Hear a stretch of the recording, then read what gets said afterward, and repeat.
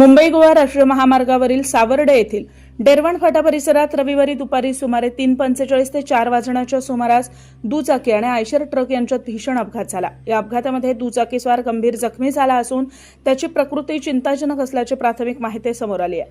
अपघातानंतर जखमीला तातडीने डेरवण येथील रुग्णालयात हलवण्यात आलं असून त्याच्यावर अतिदक्षता विभागात उपचार सुरू आहेत। प्राथमिक माहितीनुसार दुचाकीस्वार डेरवण फाट्याकडे वळण्यासाठी टर्न घेत असताना समोरून येणाऱ्या आयशर ट्रकची जोरदार धडक त्याला बसली। धडक इतकी भीषण होती की दुचाकी काही अंतर ट्रकसोबत फरफटत गेली। अपघाताचा मोठा आवाज ऐकताच परिसरातील नागरिकांनी घटनास्थळी धाव घेत जखमीला तातडीने रुग्णालयात हलवलं। दरम्यान या अपघाताचा अंगावर काटा आणणारा व्हिडिओ समोर आला असून तो सोशल मीडियावर सध्या व्हायरल होतोय। घटनेची माहिती मिळताच सावर्डे पोलीस घटनास्थळी दाखल झाले।